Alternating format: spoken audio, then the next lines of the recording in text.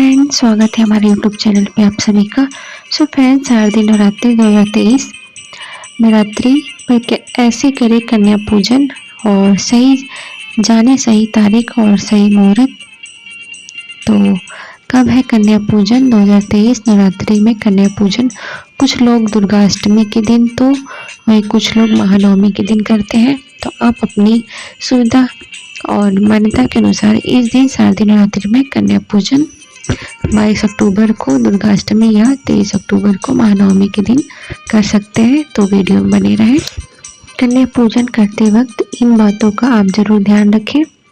नवरात्रि पर कन्या पूजन करते समय कुछ बातों का ध्यान रखना बहुत जरूरी है। नवरात्रि के दौरान पूजा करने के बाद अंत में कन्या पूजन किया जाता है और कन्या पूजन के बिना नवरात्रि की पूजा अधूरी मानी जाती है। तो आप में से कुछ लोग अष्टमी और कुछ लोग नवमी के दिन कन्या पूजन करते हैं। तो इस दौरान कुछ बातों का ध्यान रखना बहुत ज़रूरी है। और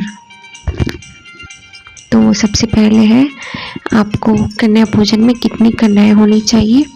तो अष्टमी और नवमी के दिन कन्या पूजन करते वक्त हम अपने घर पर कन्याओं को बुलाते हैं। ऐसे में आप ध्यान रखें कि कन्या 7 से कम कन्याएं न हो। वही कहा तो ऐसा भी जाता है कि 9 कन्याएं बिठाने से सबसे शुभ माना जाता है। इसके साथ साथ कन्या पूजन पर बटुक को बुलाना न भूलें। बटुक को हम लंगूर बंदर के नाम से भी जानते हैं। बटुक को भैरव का अवतार मानते हैं। और दूसरा है कन्याओं को कहाँ बिठाएं। तो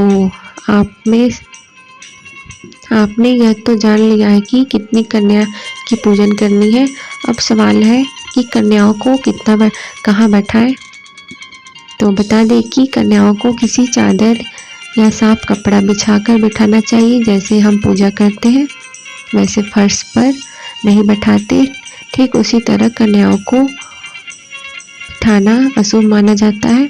और नंबर 3, सबसे पहले पैर धोएं।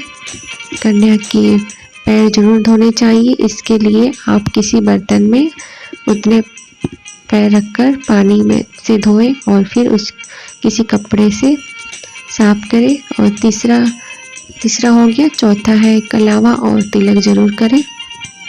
पैर धोने के बाद सबसे पहले कन्याओं को कलावा जरूर बांधें। साथ ही माथे पे तिलक जरूर लगाएं।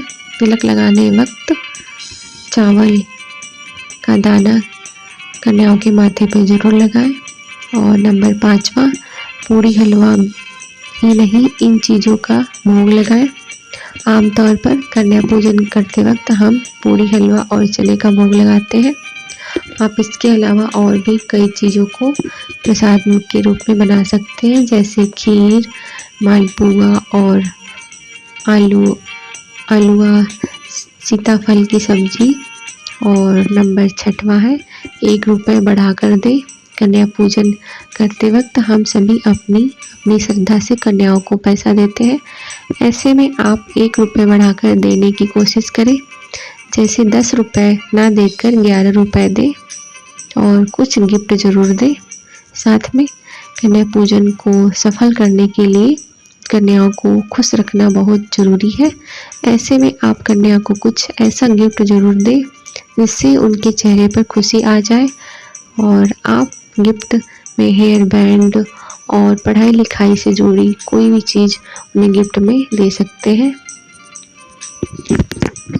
तो और कन्या पूजन का शुभ मुहूर्त क्या है?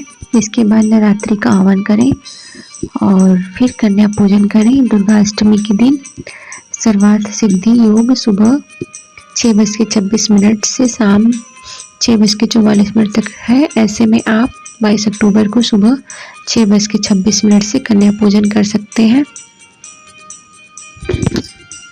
और फ्रेंड, ये भी बता दें कन्या पूजन के बाद क्या खाना चाहिए। तो प्रसाद स्वरूप कन्या को किसी तरह का मिष्ठान जरूर खिलाना चाहिए। आप कन्या को भोजन में सूजी का हलवा, आटे का हलवा माता रानी को भोग लगाने के बाद दे सकती हैं। और सो फ्रेंड, उम्मीद करती हूँ हमारी वीडियो आपको अच्छी लगी हो। वीडियो को लाइक करना ना भूलें और वीडियो को शेयर करिए। और इसी के साथ मिलते हैं नेक्स्ट ब्लॉग में। आप सभी को हैप्पी रामनवमी।